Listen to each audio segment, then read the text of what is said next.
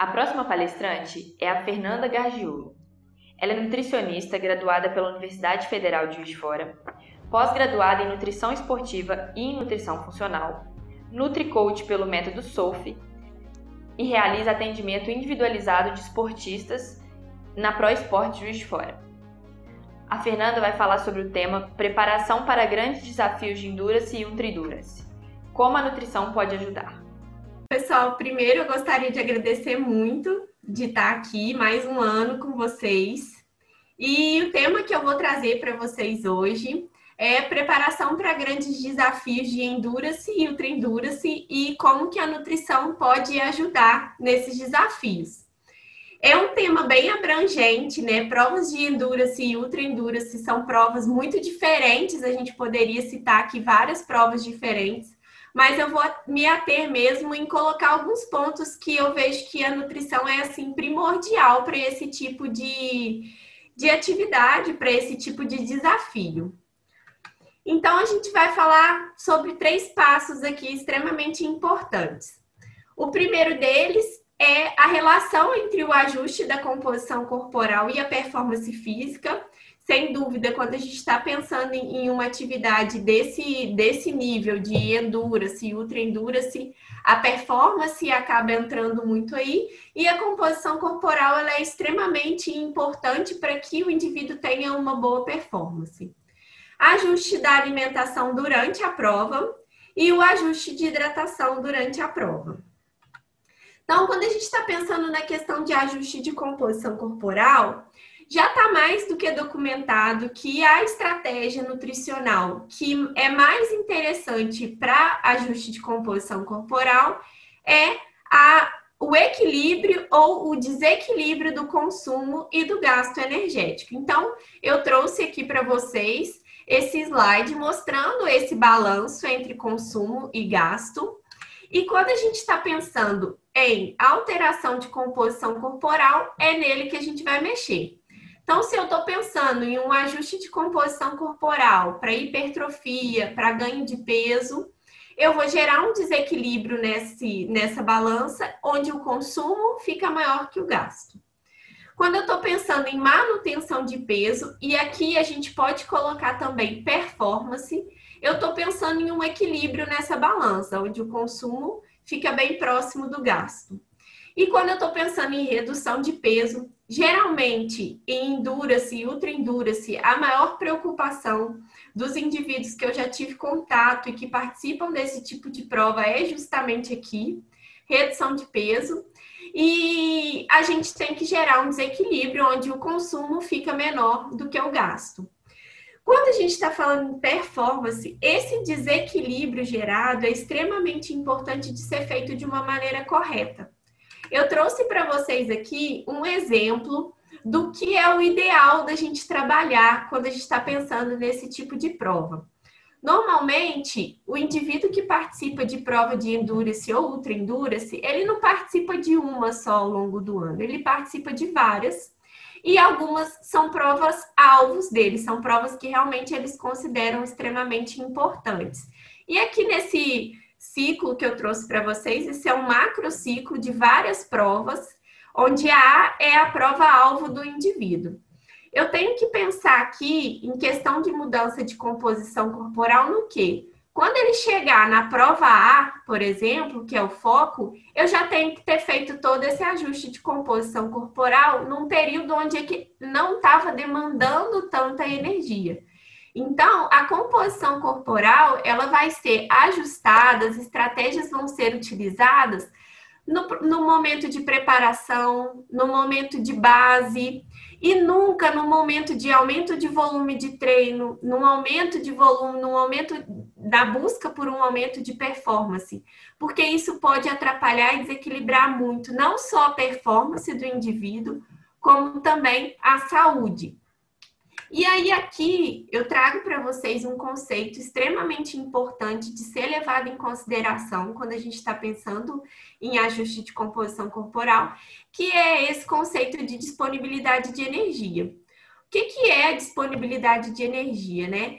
é a gente equilibrar o consumo alimentar do indivíduo entre a ingestão de energia dele e a formação de energia para o exercício e para a saúde do indivíduo. Eu vejo muito acontecer isso, as pessoas fazerem restrições exageradas e exercício físico em excesso. E isso gera desequilíbrio em vários pontos da saúde do indivíduo. Então, isso vai gerar alteração hormonal, isso vai gerar alteração de saúde óssea, alteração de saúde intestinal, enfim, vários fatores. E aqui a gente vê o que mais acontece, o que é mais comum de acontecer quando esse desequilíbrio é muito grande e se perpetua por muito tempo. Então, vamos supor, se a gente pensar um pouco naquele macrociclo que eu mostrei para vocês, se o indivíduo viver em restrição calórica ao longo de todo aquele período, né? Tudo isso aqui pode acontecer. Então, ele ter alteração dos hormônios tiroidianos, alteração de resposta de estresse, insônia. É bem comum quando o indivíduo começa a aumentar o volume de treino, se não vem o ajuste alimentar junto. Insônia, risco de fratura, lesão, aumento de irritabilidade, depressão, desmotivação, por aí vai. Além, claro, de diminuição de resistência, aumento de risco de lesão e vários outros fatores. Então, fazer esse ajuste da composição corporal de uma maneira correta, sem fazer restrições exageradas, é muito importante. E aí, quando a gente está pensando nessas provas de muito longa duração, sem sombra de dúvidas, a nutrição vai ser extremamente importante durante a prova, né? Então, eu trouxe para vocês um pouquinho sobre o que é recomendação de alimentação durante a prova. Então, aqui a gente tem duas recomendações que não se encaixam muito no tipo de exercício que a gente está falando aqui, que é o de Endurance e Ultra Endurance. E aqui sim a gente coloca os pontos que a gente vai trabalhar aqui. Os exercícios de 1 a 1h30 de duração, a recomendação é de um consumo durante o exercício de 30 a 60 gramas de carboidrato por hora. E exercícios com mais de 2h30 até 90 gramas de carboidrato por hora. Então, numa maratona, numa ultramaratona, no meio Iron, num Iron, é aqui que a gente está pensando nessa prova. E aí, o que isso significa, né? Significa, por exemplo, o consumo de suplementos que a gente pode fazer durante a prova, que chega próximo daquela recomendação de 30 gramas a 60 gramas por hora. Então, vamos supor que o indivíduo está fazendo uma prova de 2 horas, 2h30 de duração, e a gente precisa atingir aquele consumo.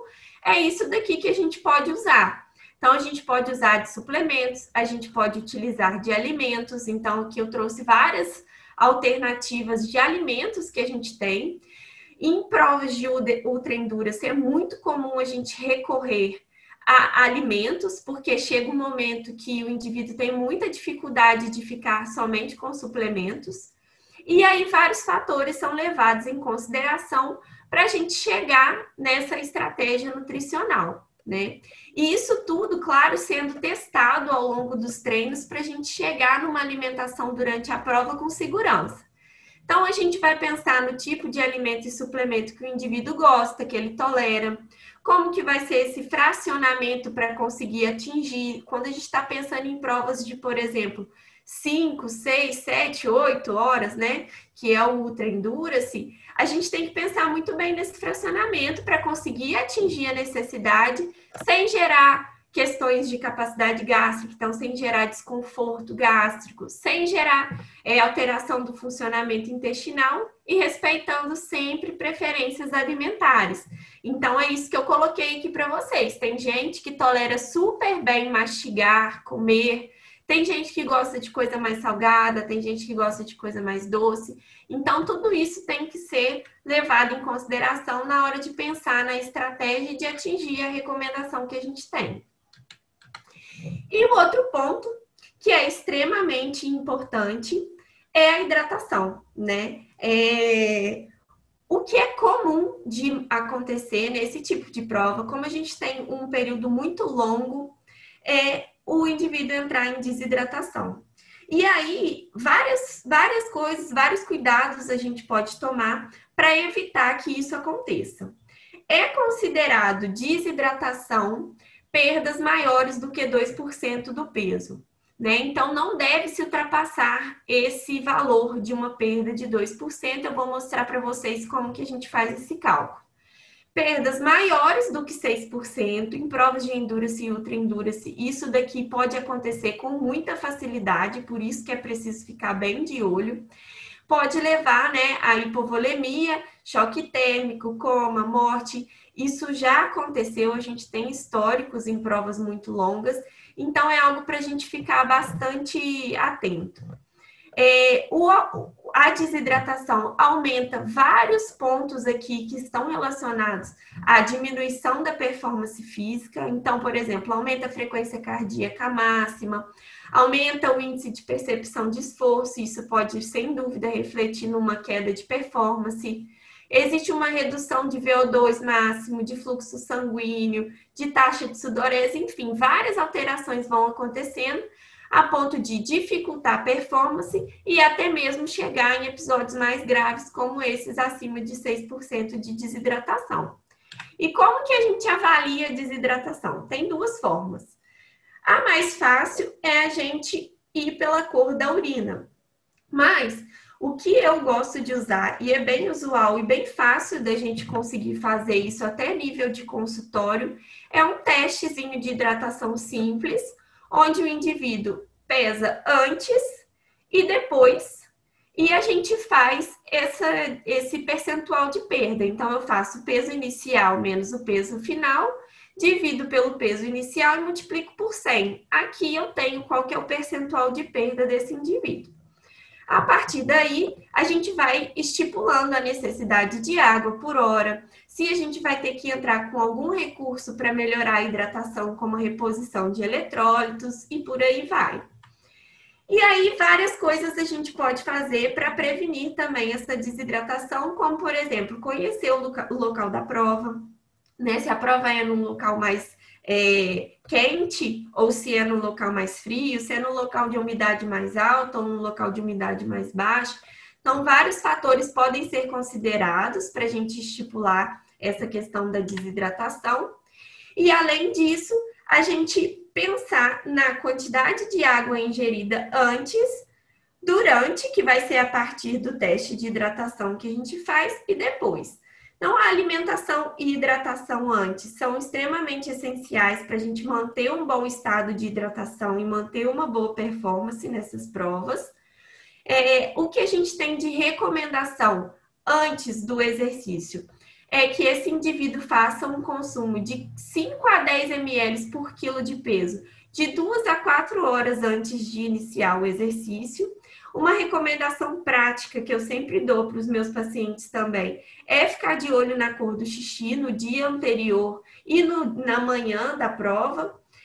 Tentar manter a urina sempre clara para saber que já está entrando na prova num bom estado de hidratação.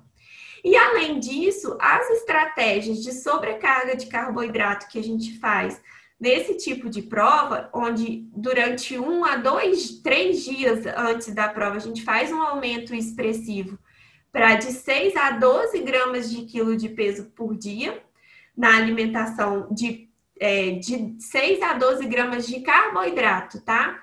Por quilo de peso por dia, para haver um aumento mesmo do acúmulo de glicogênio muscular e, consequentemente, um acúmulo de água intramuscular, que também vai garantir uma boa hidratação durante a prova. Durante a prova, pontos que a gente tem que ficar bem de olho. Não contar de forma alguma com hidratação da prova. É sempre importante a gente estar preparado e levar a nossa hidratação. Claro que saber onde a gente vai ter os pontos para reidratação, que a gente vai ter os pontos para poder, né, colocar água na camelback, colocar água na garrafinha é importante, mas é muito desaconselhável e eu peço muito para desconsiderar esse tipo aqui de reidratação, porque aqui a gente acaba perdendo muita água e a gente não consegue ter uma real noção da quantidade de água que está sendo ingerida. E aí, outros fatores, né? A gente pensar se vai fazer uma reidratação somente com água, se a gente vai fazer uma hidratação durante a prova com repositores hidroeletrolíticos, com cápsula de sal. Isso tudo é um ajuste que vai sendo feito a partir daquele teste de hidratação. Então, a pessoa faz os testes de hidratação durante os treinos para a gente ir conseguir ajustando a ponto dela ir para a prova com a necessidade de água, ok? Se ela tem uma sudorese muito excessiva, perde muito sal pelo suor, a gente faz a reposição e por aí vai. Então, várias estratégias são utilizadas aqui durante a prova para a gente conseguir ajustar a hidratação. E depois, é sempre importante uma reidratação a ponto da pessoa ter de 125% a 150% do déficit final reposto. Então, vamos supor que essa pessoa perdeu 1 quilo durante o treino ou durante a prova, ela vai reidratar 1 litro 250 ml a 1,5 litro de água após terminar, porque com isso ela conseguiu repor esse déficit que aconteceu. Então, o cálculo é mais ou menos feito assim. E aí, uma outra forma prática que a gente tem de avaliar e o que eu sempre aconselho é ficar de olho na cor do xixi para tentar voltar para um bom estado de hidratação e, no máximo, até 2 horas depois da prova. E aí, a gente vai avaliando isso de acordo com a cor da urina. Sempre evitando deixar nesses estágios mais escuros, que é um demonstrativo de um índice de desidratação muito elevado. É isso. A gente teve um tempinho curto, mas eu espero que eu tenha contribuído e que vocês possam, a partir daí, trazer mais, estudar mais e ter mais conhecimento acerca do que pode ser feito nesse tipo de prova.